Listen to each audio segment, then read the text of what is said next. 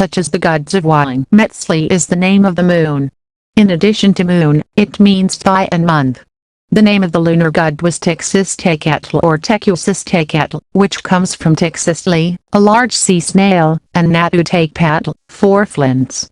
These two names identify the god who, upon immolating himself, became the moon. The animals related to the night star were the sea snail from which we said it derives its name, Tixistekatl, and the rabbit, the image that the Mexicans saw in the lunar spots. Americo Living Trail 409. The moon was directly or indirectly associated with many gods.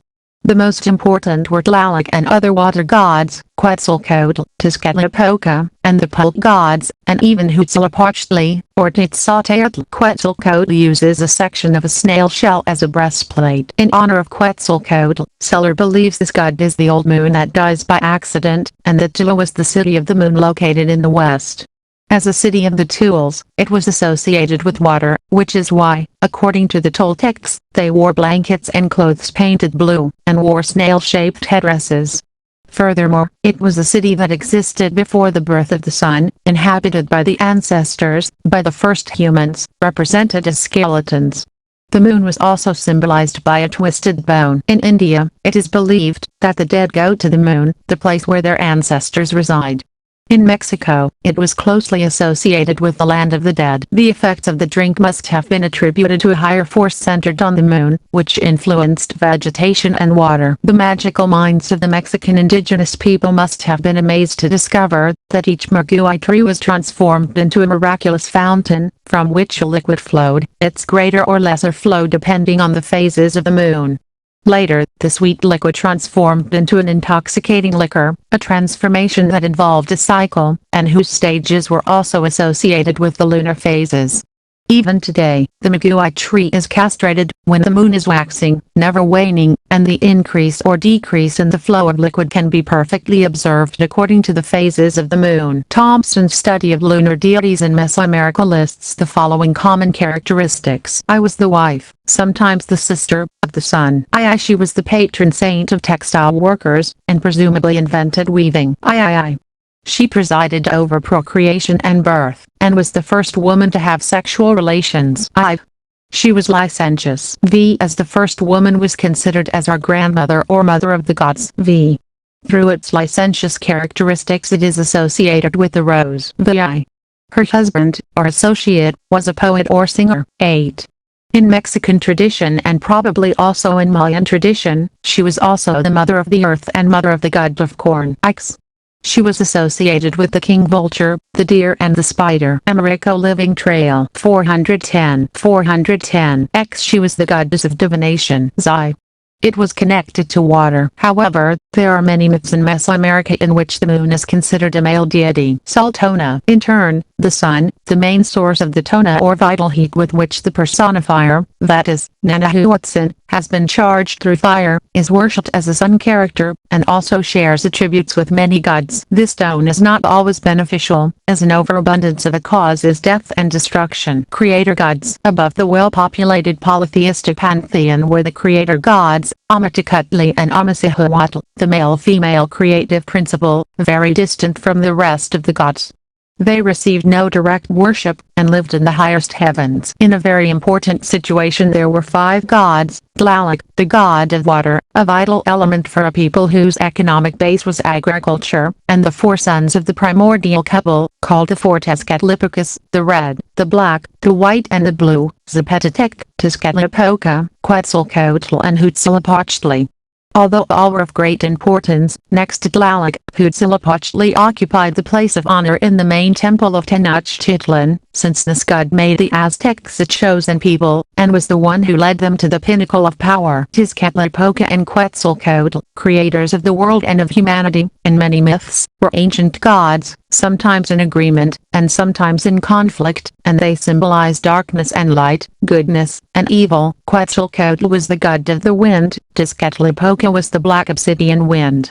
Quetzalcoatl had brought prosperity to Tula, Tezcatlipoca defeated him, banished him and exterminated the people. Also deities of great importance were, the earth, Tlortecutli lord of the earth, a bloodthirsty androgynous monster, sometimes called a lizard, rabbit or goddess, and Meglantecutli, lord of the land of the dead, who is counted among the first gods created. Diversity of deities. Americo Living Trail 411.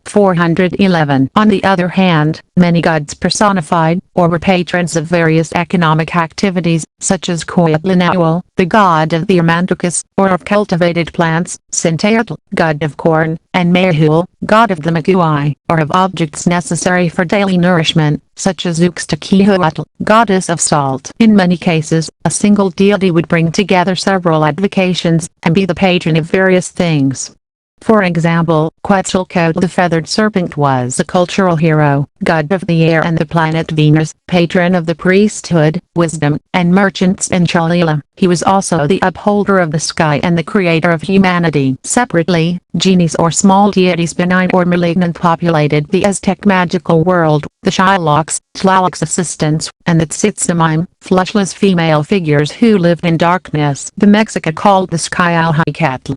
They used the same word to designate the vast expanse of the ocean. Celestial strata. The Aztecs believed that the sky was divided into several layers. 9, 12, or 13, depending on different traditions. This idea still persists among the Totonacs. In stratum number 13, also not mentioned, he places the creative couple, that he calls Amatecutli and Amasihuatl, Tenacatecutli and Onikikihuatl or Xochicaatl. The Mexicans conceived the sky in the form of a pyramid. They base this assumption on the fact that each of the 13 rulers of the days that appear in the Borbonic Codex, and in Obinstanalamatl, as has already been said, they are identified with the inhabitants of the 13 celestial strata, are accompanied by volatiles, except for the 7th, which is a butterfly. They are birds. With this, the celestial pyramid was rebuilt with 6 steps on each side, and one at the top.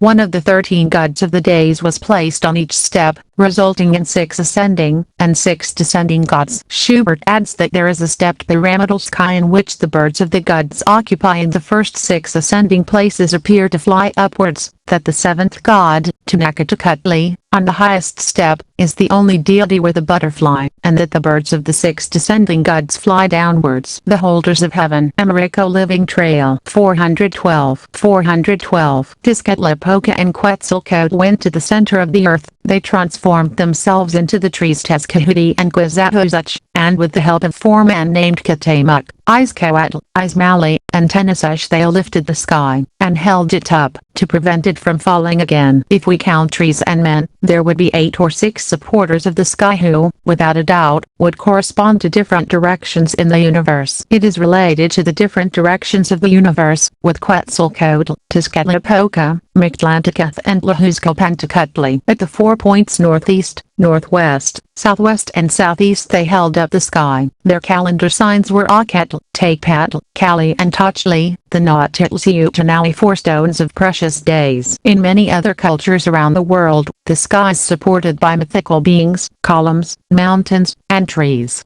Among the Mexica, the supports were gods and trees. The Mixtecs had a legend that, on the highest roofs of the houses built on a rock, by the pair Semazatl, a lion snake and a deer, there was a copper axe with its edge pointing upwards, above which was the sky. According to his attire, the god most closely associated with the daytime skies Huitzilopochtli. The 2 most important ritual hours during the night, were those of the playing of the snails. One of the most important nocturnal rites was performed every year, and every 4th in the month of Izcalli, during the celebrations of the old god of the year and fire. According to ritual, the new fire was obtained on an altar on the hill of Uxachtekatl. But the greatest celebrations took place every 52 years, when the years were tied.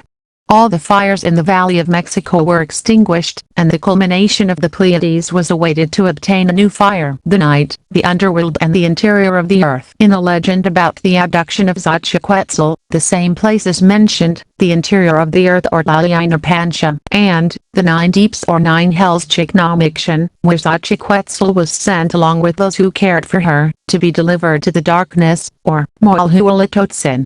This is a version similar to that of Proserpina. In Greek mythology, the young goddess of spring who was kept in the realm of the dead. First of all, the place of death is related to the north and the interior of the earth. According to Seller, the Yoltikton are associated with the inhabitants of the 9 strata of the underworld, and occupy places on the steps of an inverted pyramid, similar to the 13 lords, rulers of the days. Americo Living Trail 413 Butterfly, Sooty Sun. Duran very clearly mentions Alan's relationship with the sun. The 17th sign was the one they called Alan. The word means something that moves or moves, the sign they applied to the sun. Alan is the sign or character of the sun, and as we saw, it is shaped like a cross with 4 points, which means 4 movements. Duran also compares the Alan sign to a spinner and a butterfly when referring to the image of the sun that was inside the temple. On one side of the patio was the room I'm talking about, in which over an altar hung on the wall an image of the sun painted with a brush on a blanket, the figure being the shape of a butterfly with its wings, and around it a golden ring with many rays and flashes coming out of it. As in Peru, the sun seems to have been represented with a mirror. Duran wrote that Moctezuma I wanted to proceed with the inauguration of the great temple to Huitzilopochtli, but that Makilo asked him to wait, because some details were still missing, among them the dazzling mirror, that is to represent the Sunday. This mirror, similar to the one Tanadia wore as a breastplate, was made of precious metal, Tezcatl, gold, and reflected the image of the star in the same way that Tezcatlipoca's mirror, made of black stone, reflected the image and the night eagle and butterfly. Several animals, especially birds, were associated with the sun, as a symbol of the star, a common food, or a ruling companion bird for a particular day. The most important of these is the eagle. The butterfly is an insect that could also be associated with the sun, and with warm deities. Duran compares the symbol for Alan movement to a butterfly. In the Magliarbucchiano Codex, we find the so-called sun blanket, on which a butterfly is represented. Now Whitney thinks the volatile head that adorns Thanadia's head is that of a butterfly. The butterfly attracts attention for its color and the cycle of transformation from worm, chrysalis, and butterfly. August, the month in which these insects are most abundant, is the season when the plants that provide food bear fruit. Therefore, the insect that corresponded to Tenochtitlan, the lord of sustenance as the 7th lord of the days, was precisely the butterfly. The Mexicans distinguished a wide variety of butterflies. Many of the warriors' insignia depicted 8 different kinds of butterflies, and these must have been associated with different deities. Americo Living Trail 414 There was also the black butterfly, which flies only at night, and appears in October, the time when nature dies. It was associated with the nocturnal and evil deity Itzpapilotl, the obsidian butterfly, hearts and blood, sacred food. The supposed solar need for human hearts and blood became an obsession for the Mexica. According to this, when there was no light in the world and only fire was used for light, the 4 gods came together to create a sun that would illuminate the earth and that would eat hearts and drink blood. Furthermore, Camasael, the god, created the first 4 men and a woman, to fight and obtain hearts and blood for the sun. But they failed to fulfill their mission, so Camasael needed to create the 400 Mixcos, who became the first solar food. And let's remember, that the sun requires the blood of the gods themselves to initiate its movement. Those who died naturally had no nutritional value for the star. Therefore, humans had to die on the sacrificial stone, or in war. Or in the evolution of being. The sun and the earth are always mentioned as the main beings that must be nourished. Therefore, Quetzalcoatl, eagle vessels, usually featured the sun on the inside and Tlortocutli, the god of the earth, on the bottom. Fasts in honor of the sun were frequent. Quetzalcoatl the feathered serpent. Quetzalcoatl, the feathered serpent, who, according to myth, was pursued by Tezcatlipoca, and fled from his kingdom in Tula. He headed east at Lillantlapalan, and in the year 1 Cana arrived at the celestial shore of the divine water. At the sea coast, he stopped, wept, gathered his gear, prepared his feathered insignia and his green mask. Then he dressed, he set himself on fire and burned himself. This is why the place where Quetzalcoatl went to burn himself is called the Quemadero. It is said that when he burned, his ashes immediately rose up, and all the precious birds that soar and visit the sky appeared to see them. When his ashes were consumed, they immediately saw Quetzalcoatl's heart rise up, as they knew he went to heaven, and entered the sky. The old people said that he was transformed into the star that rises at dawn, just as they say he appeared when Quetzalcoatl died, and for this reason they call him Lord of the Dawn, Tlahuascalpantecutli. They said that when he died, he only did not appear for 4 days, for then he went to live among the dead, and that in 4 days he also provided himself with arrows, which is why, after 8 days, the great star called Quetzalcoatl appeared.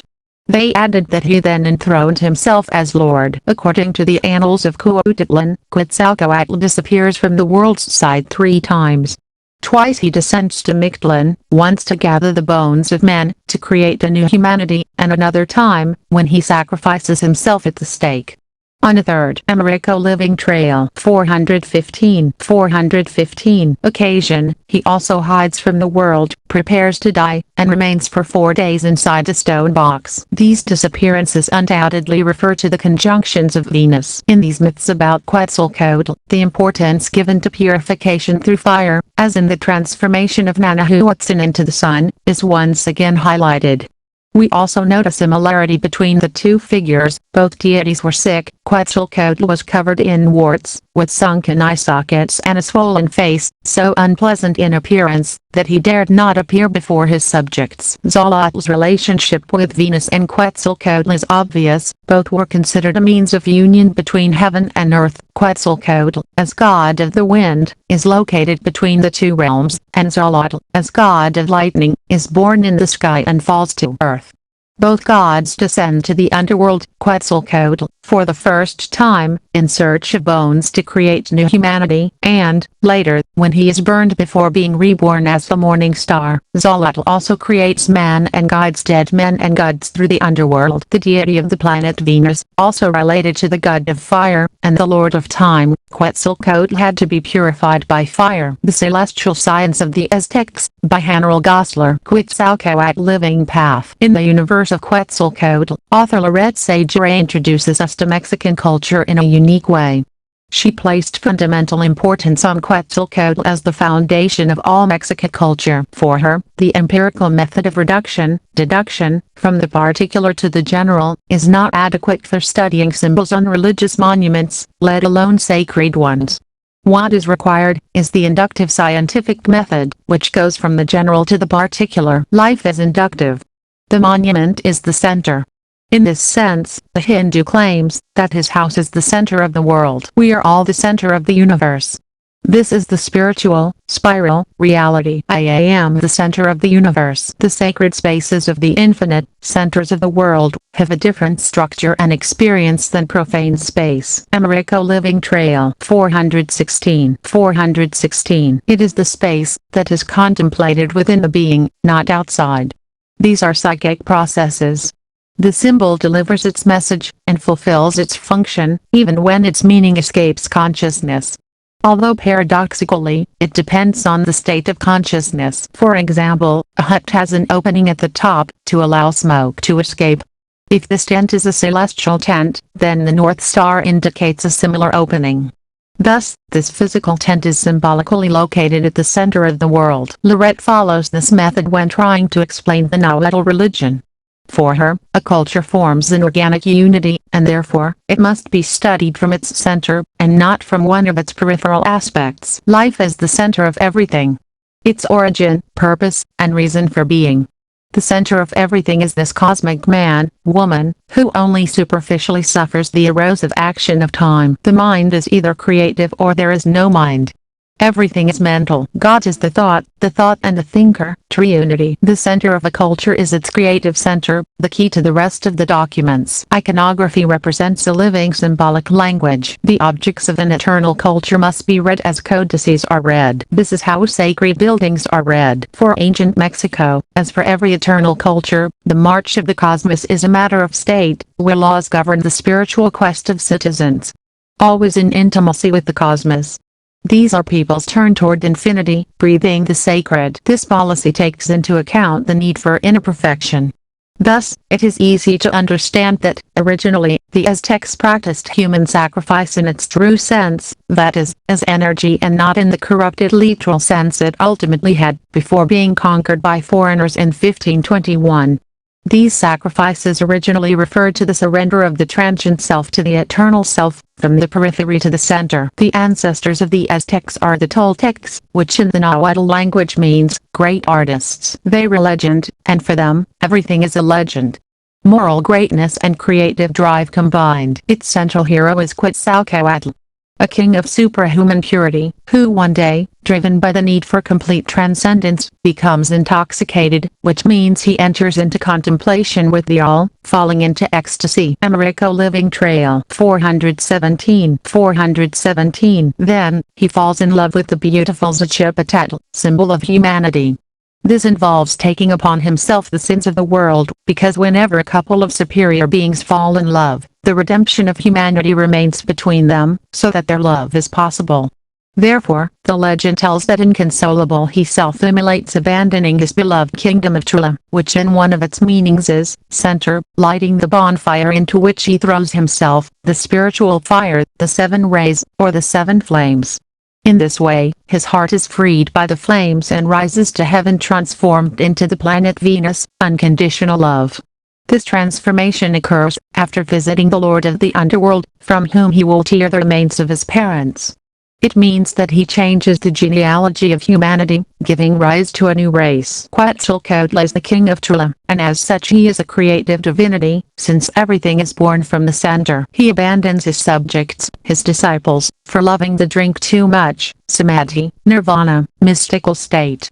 Only later, when he becomes a celestial body, he is worshipped as Lord of La Aurora. The Toltecs had great priests of the god Quetzalcoatl going after the sun. Quetzalcoatl is this source of the androgynous man converted into light. Therefore, the creation of the sun is also Quetzalcoatl from an ordinary human being, and therefore still defective or deformed, who voluntarily ignites his body with the sacred septenary fire that turns him into a sun heralding a new era. Quetzalcoatl is not merely a social individual, but the central archetype of the real structure of life, the living path, which transforms from a perishable, mortal, mass into pure luminous energy. Therefore, it is understood that it represents the sun in motion, and movement as creator. The entire era, due to the presence of the living path, is called a movement. In the Aztec Empire, the highest dignitary is the priest, and he bears the title of Quetzalcoatl, as a royalty in the line of Quetzalcoatls. He is usually responsible for representing the major episodes of his life. This also explains the multiplication of kings who periodically leave their city to head towards the land of the sun. Quetzal means bird, and Atl is serpent, that is, feathered serpent. The bird presents the sky and the tree of life. The eagle always represents the sun, and descends to receive the offerings of mortals. Cuauhtémoc means descending eagle. The hummingbird represents the sun at its birth, and also the soul rising from the earth. Americo Living Trail 418. The serpent symbolizes matter. It is associated with feminine deities such as earth and water. But this monster of the earth, the serpent, often depicted with the gaping jaws of a reptile, is matter as a synonym for death and nothingness. Yet it is from these skeletons and serpents that the germ of life emerges again. This is why a high master loves humanity, and does not separate himself from it in a real way. The reptile is associated with the supremacy of movement, appearing as intertwined serpents, as in the Great Arcanum and the Caduceus. This means that matter is not inert or life-devouring, but rather, generative. Sometimes its tail transforms into a second head, other times it bites its own tail, representing infinity. And other times it spirals. The snake, rising from the ground, transforms into a bird. It is also the eagle devouring the serpent, symbol for the founding of the great Tenochtitlan, and the serpent serving as material to extract the fire, Great Arcanum. It's always about the reptile transforming its primal nature. It's the flames embracing its body, and it's the will to love that overcomes natural laws, uniting with the transformative elements. It is in this sense that the snake is the generator of life, and at the same time that the reptile tends to unite with the sky. The bird is the eagle descending, Cuauhtémoc, toward earth. This double movement of forces refers to two opposing spirals, a double spiral. This is how the reptile manages to stand upright without leaving the ground, but complementing the bird. The heavy matter and the pulled substance are united. Quetzalcoatl is the symbol of the advent of consciousness. He is the man-god who can act on the basis of an invisible reality. He is the mystical king, the power. The king of Tula has a beard, that's why he is a bearded man, an attribute of wisdom. Matter flourishes through the sacrifice of the base for the sublime. In reality, the useless is sacrificed, but not the useful, because no one can renounce what belongs to him. On the nape of Quetzalcoatl, the Antacarana bridge, there are two juxtaposed and intertwined triangles, which we can recognize as the Star of David, the double spiral. Americo Living Trail 419. Also, the most important attribute of your body is the snail. In Teotihuacan, the cross-section of the snail is constant in its murals. The snail, among the ancient Mexican sages, is a sign of generation, birth, making Quetzalcoatl the procreator of man. In Mayan hieroglyphics, the snail means conclusion, completeness.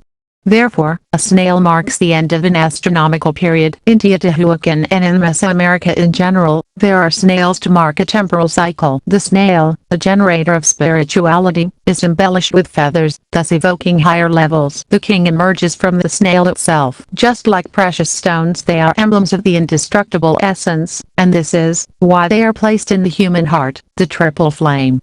It is the transformation, the light that emerges from the burning heart. And these precious stones become the incarnate word, when they are placed in the mouth of the dead, immortal. Inner knowledge thus reaches the world. The existence of the kingdom of Tula ends in a rupture of the natural order.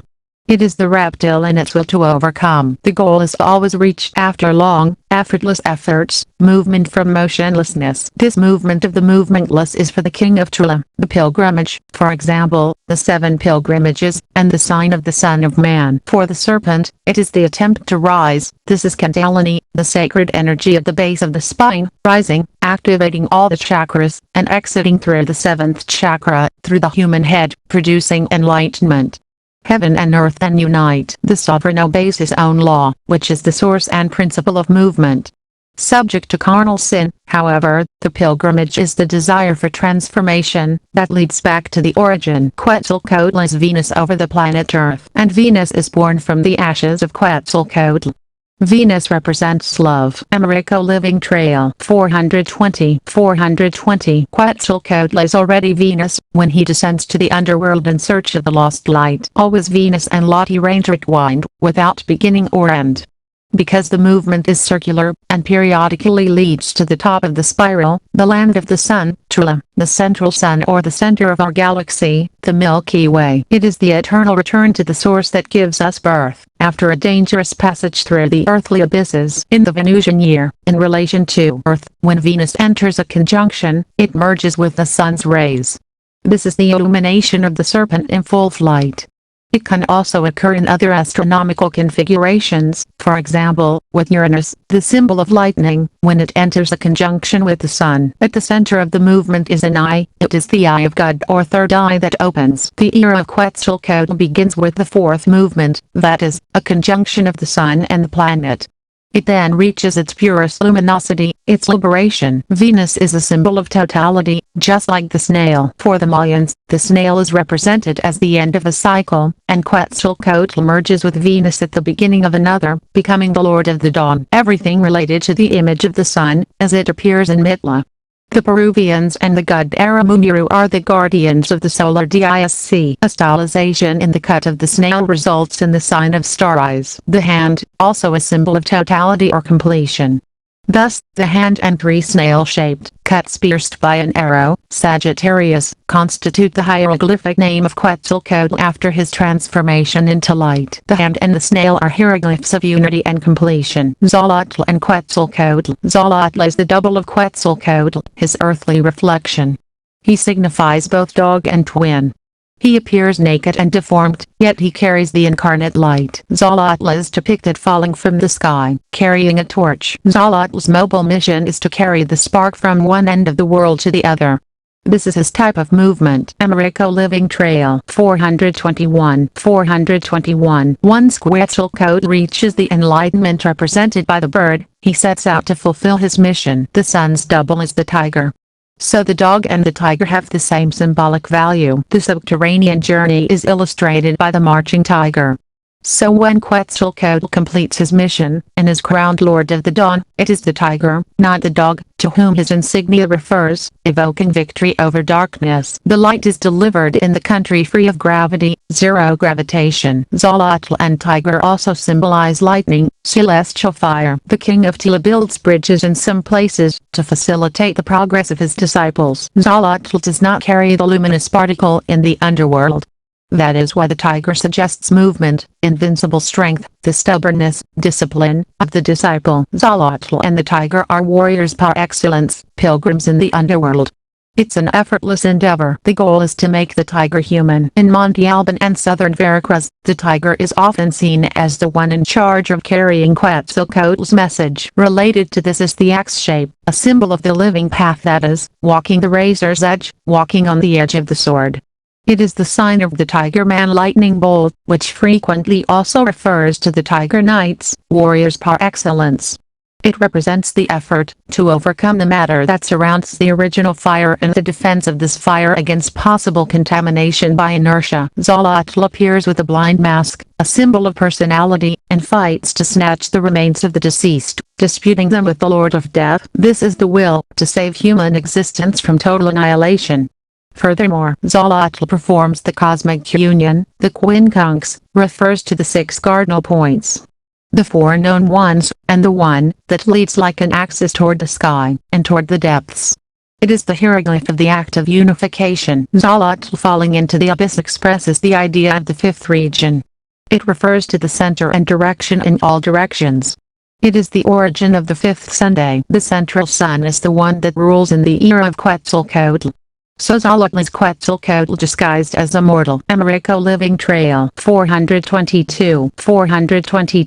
In this sense, Nanahuatzin is a simple variant of Xolotl. Before Quetzalcoatl transformed his heart into the planet Venus, he remained 8 days in the land of the dead. Remember the relationship of the number 8 with the great arcanum and the continuous curved movement of the serpent. Xolotl, in the form of a dog, guides the souls of the deceased through the underworld that only he knows, since only he has returned here. This is why, among the Aztecs, dogs accompany the dead. Something different, or perhaps too coincidental, is the Egyptians, who symbolized Sirius with the dog, and called it the dog star Sirius. The creation of the 5th sun requires sacrifice to achieve success. Those who fail to become sun remain in the category of moon. Xolotl, at midnight, naked and completely alone, undertakes heavy tasks in the dense forest. He experiences darkness and loneliness as he throws himself into the underworld. But Xolotl is sustained by his passion, having a close relationship with the god of desire. He is also related to Atatayatl, god of voluptuousness. Iztacaltli is the double of the divine being, and appears with a blind mask that encloses his entire face and a bonnet pierced by an arrow. His name means curved obsidian knife. Some recognize him as the god of ice or cold. Setl is the god of cold. The moment of dawn is the coldest. Iztacaltli symbolizes the cessation of all external sensation, death to the world. Tezcatlipoca is the state of wakefulness and dynamism, the spectacle of life, the mesh of illusion. It means, the smoking mirror. He's represented as a god, eternally young, and the one who walks best and first. Like the tiger's mobility, he is the patron saint of the house of the young manly warriors. He also stimulates sexual libido, and at the same time acts as a confessor, since he is the owner of the goods of this world, which he can dispense or recover. He is a friend of the powerful, who flatter or insult him, and he is the owner of the slaves, of whom he is the titular protector. Tezcatlipoca presides over the day of death. He doesn't refer to an inner attitude, but rather to a human condition, mortal dangers, intoxicating hopes. Therefore, he is like a mirror that gives off smoke, fog, or shadow. Yet despite this opaque and distorting surface, it shines and reflects things in their perfect truth. In this regard, legend tells us that Quetzalcoatl, having descended into the underworld, and seized the remains of his ancestors, suffered fear and panic, and then, as he ran toward Americo Living Trail 423, the exit, he broke the bones he had seized. Having to leave them in the underworld, this somehow signifies that the biological genealogy continues its paths of mortality. Quetzalcoatl cries, and his double, Xolotl, consoles him. His figure then appears ridiculous, like a failed hero. An illustration of the process is experienced toward the detachment from the appearances of this world. This is how we have the great arcanum, the figure of infinity or number 8.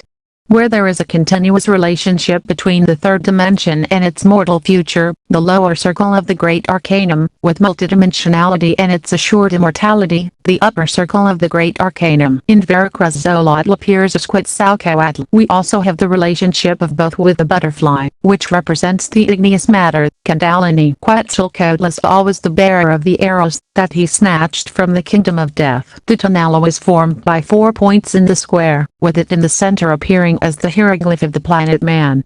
This is actually related to the quincunx, which is nothing more than a cross-shaped figure, deduced from 2 triangles with a common vertex. Remember the 2 juxtaposed triangles on the nape of Quetzalcoatl's neck.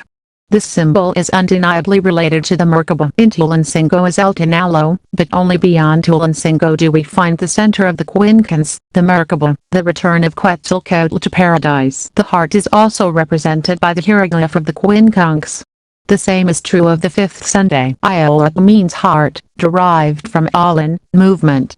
Why, Alodial refers to its mobility, the reason for its movement. In reality, the source of life, that leads to the release of the illuminating energy, that the heart contains. Knowledgelessly, life, is derived from Alin, which means movement, by simply adding the suffix, listly.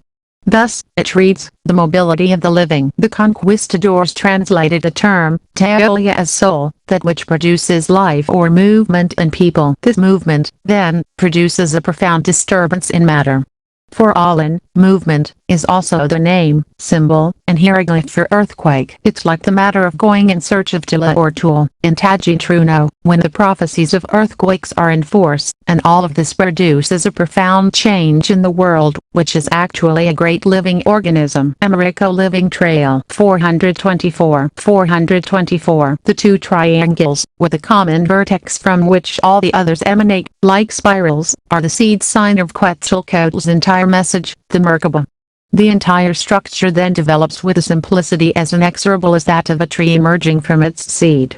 Once developed, this structure presents a whole that imposes itself in the manner of a living organism. The human being is the instrument destined to liberate the particular dynamics submerged within matter, and thus becomes the master of becoming. From this internal transformation, emerges the entire transformation of all humanity. Faith in the individual, is the end in itself. Quetzalcoatl was also called, he whom no one created or formed, but he alone, by his own authority and will, does everything. That forging is with the thought delivered to the my Lord, the I'm or Heavenly Father, that is, Christ. The arrow, also related to Quetzalcoatl's hieroglyphic name, I read, represents this unity by fusion. In Teotihuacan, a circle formed by 2 hands, and pierced by an arrow represents the mythical date Sayacatl. I read, the transformation of society truly occurs within our own being. That is why the great city or metropolis is designated by the name Tulan, which means place of the reeds, not only because the Nahuatl capitals were built on the immense lake, but also because Quetzalcoatl is associated with the reed, since his hieroglyph is Seacatl, meaning one reed. 4th movement saw the birth of the 5th sun, solar conjunction with Venus. The day 1 reed, from which Quetzalcoatl takes his name, evokes the date on which the king of Tila became the morning star. In the biblical Genesis, the universe and our world emerge from the waters, like the reeds. Tulan, place of the reeds, is the city that is the work, not of just any creatures, but of those who have reached inner perfection. The rush symbolizes nature emerging from the water, that is, liberated. The plant transformed into an arrow. It is with these rush dates, that the Lord of the Dawn, Tlahuascalpantecutli, launches his luminous arrows upon the earth. It is the matter touched by breath, the thinking reed. The flute is generally made of reed, a fundamental instrument of Quetzalcoatl's disciples. For Quetzalcoatl, the social flourishing of the world towards the outside is preserved immaculate, because it is necessarily a reflection of the inner flourishing within the individual. Americo Living Trail 425. This is how matter and spirit merge, just as the finite and the infinite. So, instead of denying spiritualization, feel it. It is the realization of man and woman as supermen through the group. Quetzalcoatl is a vital emergency. The place of reeds is where enlightened hearts dwell, the AZDLAN, or ASRHAM, the place where a guru lives with his disciples, the place where the individual spiritualizes. Projection toward reality arises from inner strength. Zolotl is the deformed Charon. Astronomically, it refers to a planetoid that is located between Saturn and Uranus, and is transformed into the fifth sun. Teotihuacan is also called Tula, the place where men have known a first illumination, and prepare to reach the category of sun. Thus, Lord Quetzalcoatl sails toward the land of the sun in a boat, formed by a feathered serpent, the path of thornless roses. And he emerges transformed into the fifth sun. Xochipilli is the lord of flowers, and all his emblems are signs of the soul. The flower, the butterfly and the bird, always represent the liberated, the path of roses without thorns. Individual or cosmic integrity is achieved through action on the objective world. The Universe of Quetzalcoatl by Lorette Sagere, compiled in the magazine, called The Enigma of the Maya, the mystery of Quetzalcoatl is discussed. It explains that the Toltecs lived in a country called Tala or Tula. Tula is referred to as a city in the Mexican highlands, and it is thought that the Toltecs remained there until the arrival of the Chichimecas, a barbarian people from the north. However, it could also be the place called Tajín, given that the Toltecs lived there several millennia ago. When speaking of Tula, the sages have referred to it not only as a physical place, but also as a spiritual one. The Toltecs are not just those semi-esoteric cultures that existed 1,000 years ago. They are a very ancient culture. Some even speak of 100 centuries ago. El Tajín is closely related to the Toltecs, just as Aztlan, the original land of the Aztecs, is to Atlantis. Americo Living Trail 426. What remains of the Toltec vestiges are primarily the enormous stone guardians. These giants appear to be holding the ADL in their hands, throwing darts, and their breasts are shaped like butterflies. Sixth Pilgrimage. Tajín, August 1st, 1999. Background. A few days ago it seemed a little strange to me that there were only 6 pilgrimages or sacred events held, since 7 is a solid and total number. Suddenly something unusual happened. At my wife's mother's house, one of my brothers-in-law named Gabriel, the messenger, had gone to Oaxaca over a month earlier with his girlfriend, my wife's sister, and my mother-in-law, visiting Monte Alban. They did this a few days before I went with my group to that place. Why? Isn't Gabriel the one who goes ahead to certain special places before events of cosmic significance occur there? Biological sympathy is sensitive to the divine message. Apparently the reasons were different, because Gabriel had recently suffered business losses, and went to this place, to distract himself, or perhaps, moved by his inner self to take energy from that place. I was still in shock, and a few days later I received the news, that these relatives had recently returned from visiting Tajín in Veracruz, without us having informed them of the unique importance in centuries of visiting all these sacred sites at this time. Their visit excited us, especially my wife, gently instilling in her the desire to go there. Gabriel and my sister-in-law, his girlfriend, had just returned from visiting Tajín and Papantla, after passing through the town of La Gloria, which is known to be where UFOs have been seen penetrating through its lagoons and mountains. These relatives had already spent all their money on these trips, driven by an overwhelming urge to travel, precisely when things were at their worst. So they didn't have any money to make another trip to El Tajín, and so, when we invited them, they were reluctant. But my wife insisted, wanting to share the trip there with her maternal family as a sort of vacation. She added that she is aware and sufficiently informed of the cosmic moment we are experiencing. As for me, I expressed my openness to the possibility, and, of course, very happy, especially since she's the one who had some money saved up, and wanted to spend it in this fraternal and familial way. I have to keep quiet and wait, so my wife has to make her own decisions in this regard. Americo Living Trail 427. Finally, his family accepts the invitation, driven by the temptation to return to a place so full of magic, and, particularly perhaps because it is the place where Gabriel was born. They were only partly aware of the cosmic moment we were experiencing.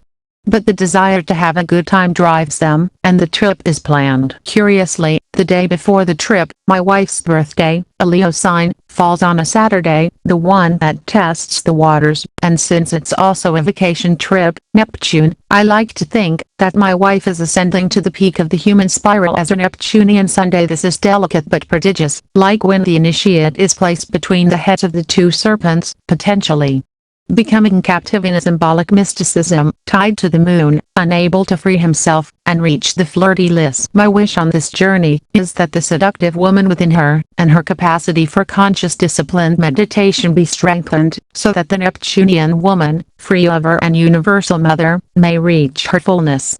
This opportunity is unique in every sense. I originally told the group that I was planning to go to Tajin for the future, and that it would be a fraternal trip shared with our small group of siblings. But now it turns out the trip is to spiritualize her biological family, while also experiencing the mystical wedding of Neptune, as it will be the first time my wife and I will touch the sea together. Tajin is northeast of Mexico City. Let us remember that light comes from the east like a ray and passes to the west in the age of Aquarius. According to esoteric teachings, the origin of humanity comes from the north. Thus, both events are shared, that of the light coming from the east and that of reconquering the roots of humanity itself.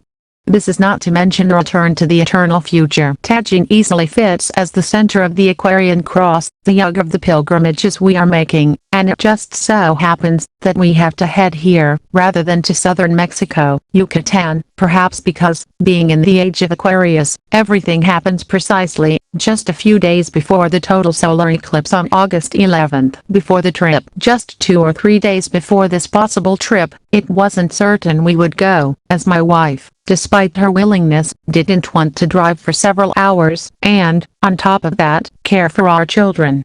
Mainly because we weren't familiar with the route, and my wife wasn't willing to go to Tajin without her mother, sister, and brother-in-law. There was a time when we wholeheartedly renounced our visit to El Tajin, despite being aware of the importance of treading on sacred sites in the final throes of an old inertia of humanity in general and the birth of a new one. Furthermore, Gabriel wasn't a remarkable person, as like most people, he smoked, drank, and enjoyed the worldly life. However, his intelligence naturally gravitated toward the supernatural events of life, and at this moment, divinity was taking hold of him.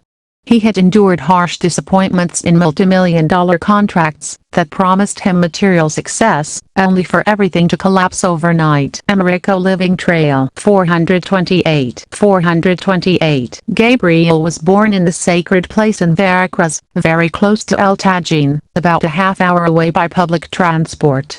He spent his childhood on the shores of the sea, I believe it's called Tecalitla Beach. When he heard about our invitation, he resisted, but soon afterward, he contacted us to confirm that he agreed to go without money. It was clear that he would accompany us, perhaps in the manner of an Indian fakir or a guru. That is, without touching any money. By the twists of fate in his life, it was the only way this could be achieved. For her part, my wife had agreed to carry without carrying.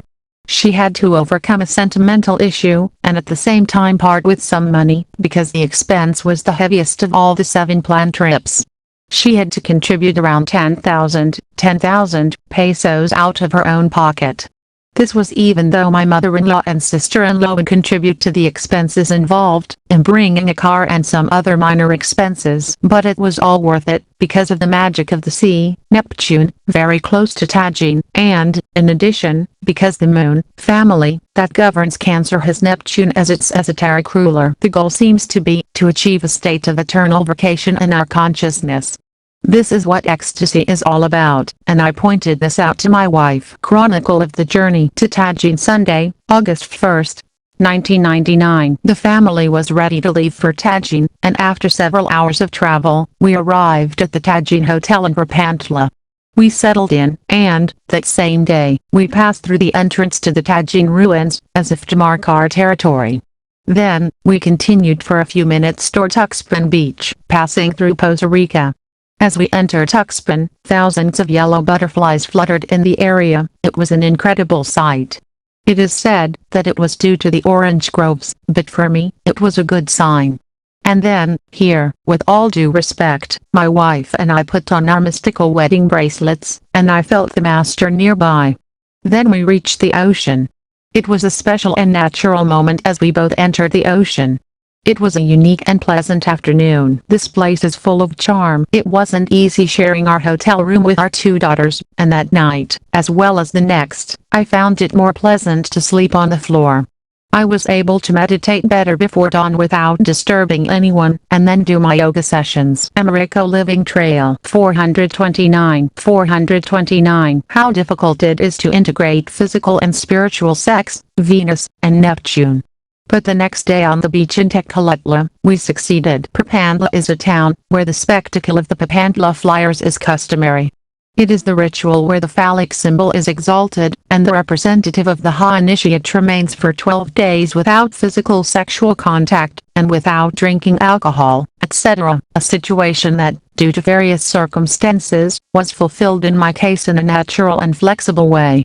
Then, while the initiate remains in the dome, the ecstasy, the other four fly down in a spiral, marking 13 circles in the air within this moving spiral. The trip to El Tajin was simple but transcendent. When we visited the Tajin archaeological site, guided by Gabriel, and chatting in a friendly manner, we circled around the pyramid of the 365 niches, where the assembly of sages or the 12 old men once lived, overseeing the destiny of Tut and Akhenaten, controlling the four elements. Then, still inside the archaeological site, we separated from the family for a few moments, and on a very special mount, I meditated for about 15 minutes. It was time to head back toward the exit. Tajin means thunder or god of thunder, and while we were in Tajin the sky thundered, like when it is going to rain, but it didn't rain. On the way out, on the trunk of the tree shaped like a mermaid with a beautiful feminine face, my companion and I placed our intertwined hair, and cut a little more of our hair, that we would place in Yucatan to connect ourselves to the energies of all our sacred journeys, through our love. We were heading back to Mexico City early one afternoon, and the sun seemed to be setting in the sky, while in the space between the clouds, a cluster of intertwined colors formed. It wasn't a rainbow ring of colors, but rather a cluster of colors where blue and yellow stood out, blending into the middle, while pink tinged with delicate artistic touches. It lasted about 8 minutes and then disappeared. As we traveled along the highway, it began to rain, and we arrived at a roadside hotel about halfway to Mexico City. It was a hotel nestled in the mountains. My wife encouraged us to make a stop, before continuing on our way. We spent that third night there, and the next morning I meditated in front of the beautiful mountain views. We swam in the hotel pool in a friendly, family-like atmosphere before finally heading back to Mexico City without incident. In soccer, Mexico beats Brazil and wins an important cup in the sport. The Angel of Independence in Mexico City is surrounded by a large crowd to celebrate this event. But this fortuitous event perhaps served an esoteric purpose. Americo Living Trail 430. 7th Pilgrimage, Yucatan, Friday, August 6, 1999. Background: it was a time when the very small group was very supportive and understanding of the work I had to do as a missionary, especially regarding the upcoming trip to Mérida, Yucatan. The location corresponds to the Aquarius arm of the cross, directly related to the sign of Aquarius. I had told the brothers that, if they couldn't afford my plane ticket in addition to theirs, I would still get there however I could. I meant it, and they felt it. But one afternoon, one of the sisters, the most enthusiastic, called me and said, "Master, you don't have to hitchhike anymore. We've managed to get your ticket together." Someone contributed 1,000 pesos for this trip, and the sister who spoke to me was the one who also donated the largest amount. I don't remember if my wife donated part of it or not. I don't really know how the finances worked out, but my round-trip travel was paid for, and my wife didn't have to pay the entire amount. In fact, it was clear the latter wasn't the right thing to do. But while everything was being sorted out, I just waited and trusted the group. After the pilgrimages were over, more difficult trials would come for these sisters who had contributed their money, and finally, they would leave the order. But the seal that united us all as one being in these unique moments has remained indelible, and we all know it. Towards Mérida, chronicle of the trip. On the appointed day, I meditate and do yoga before dawn, then my wife and I head off to Mexico City International Airport. It's my first time traveling on a plane. There we meet the few brothers, and shortly after 8 a.m., we are transferred to our plane. Once on board, everyone takes their seats. Magna Charter's Flight 760 begins to take off. Everyone is happy and jovial. In front of us, I discover the magnet seal with the symbol of Aquarius, and above the symbol, the one my wife helps me define as that of Earth. Then there is the arrow pointing down, where the symbol of a seat is, and there is the emergency life preserver. Everyone is Americo Living Trail 431 like children, so happy, and then I think that I would like to interpret these symbols for them, and I do it in my own way. The Earth is in the age of Aquarius, that is, we are making the planet our own. The purest ideals are grounded, for we are truly standing on the treasure that is within us, and that saves our lives. My brothers in the small group are happy. Once in Merida, a comfortable van took us to the hotel called Pan Americano, and the staff kindly led us to our rooms.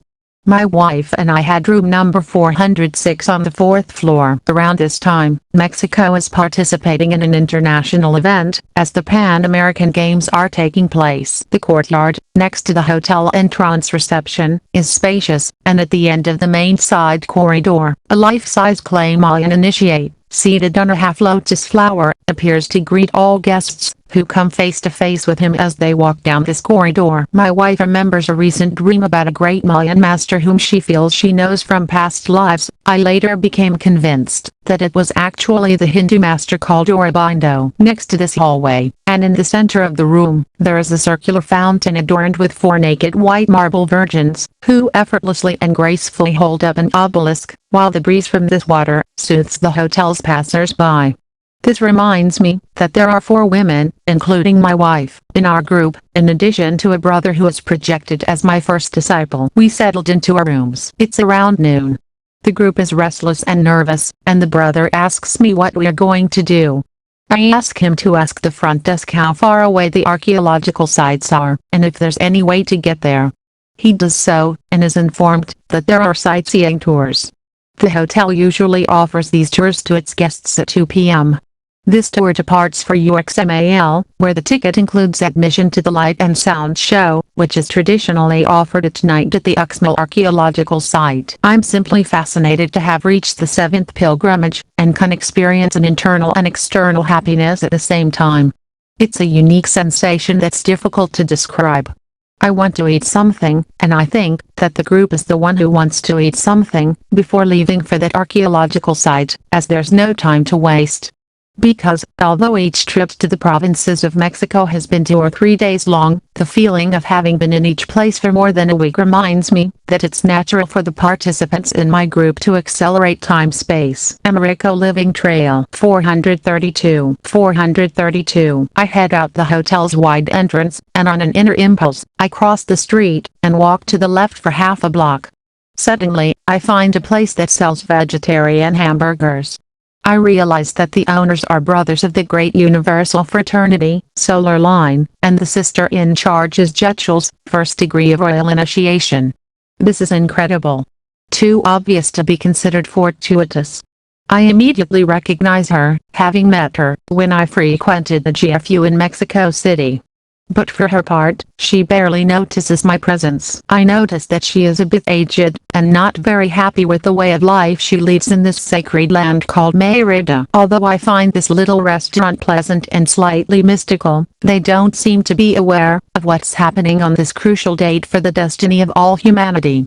My students were somewhere between surprised and a little shocked by the powerful coincidence of running into my old colleagues, as if I already knew the place, and knew exactly where to go, when I needed to. In any case, we were treated very well, and once satisfied we returned to our hotel, as the arrival time of the van, that will take us to the sacred land of the great Ascended One, God of the Sun called Henrich Atman, is approaching soon. Towards UXMAL. The tourist van arrived on time, and we set off for Uxmal, which they say, means the 3 times built.